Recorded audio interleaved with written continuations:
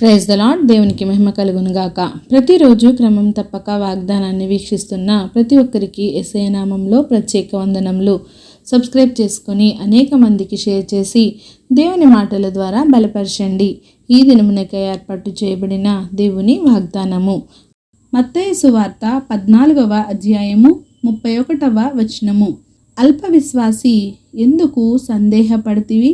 యేసయ్య గారు సముద్రం మీద నడుచుట పేతురు చూచి, ప్రభువా, నీళ్ల మీద నడిచి నీ యొద్దకు వచ్చుటకు నాకు సెలవిమ్మని ఆయనతో చెప్పినప్పుడు యేసయ్య గారు పేతురుతో రమ్మనగానే పేతురు దోణి దిగి యేసయ్య గారి నొద్దకు వెళ్ళుటకు నీళ్ల మీద నడిచాడు.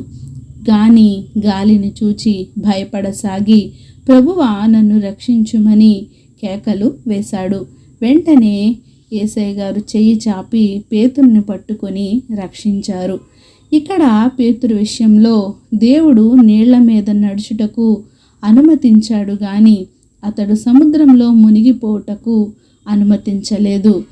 అలానే దానియేలును సింహాల బోనులో పడద్రోసినప్పుడు దేవుడు దానియేలును బోనులో వేయడం వరకే అనుమతించాడు, కానీ సింహాలకు ఆహారంగా అవ్వటానికి అనుమతించలేదు. వాటి నోళ్లను మూసివేశాడు. సింహాల బోనులో ఉన్నప్పటికీ దానియేలు విశ్వాసం ఏమాత్రం తగ్గలేదు.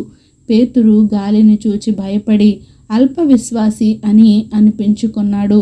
కానీ దానియేలు విశ్వాసాన్ని చూసిన దర్యావేషు రాజు, దానియేలు, నిత్యము నీవు సేవించుచున్న నీ దేవుడు నిన్ను రక్షింపగలిగేనా అని అతనిని అడిగినప్పుడు అందుకు దానియేలు, నేను నా దేవుని దృష్టికి నిర్దోషినిగా కనబడితిని కనుక దేవుడే నాకు ఏ హాని కలగకుండా సింహాల నోళ్లను మూయించాడు అని సమాధానం ఇచ్చెను.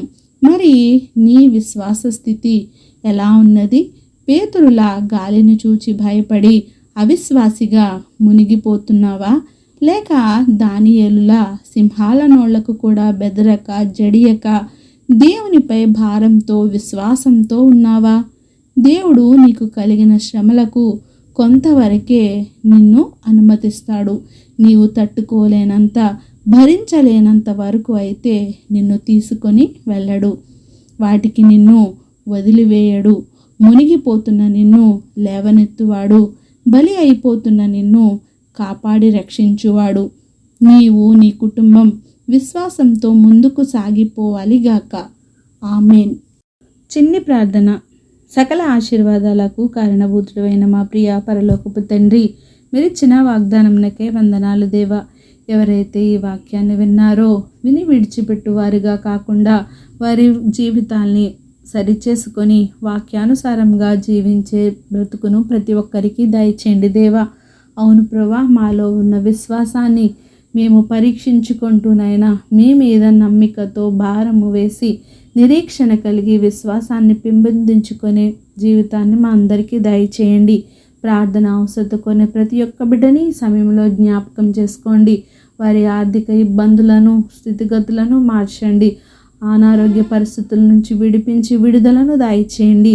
ఎవరైతే ఏ అవసరాలతో అక్కరలతో ఉన్నారో వారికి సమయానుకూలమైన సహాయమును వారికి అందించి సమస్త ఘనత, మహిమ, ప్రభావములు మీరే ఆరోపించుకుంటారని యేసుక్రీస్తు పరిశుద్ధ నామమున ప్రార్థించి అడిగి వేడుకొనుచున్నాను మా తండ్రి. Amen. God bless you all.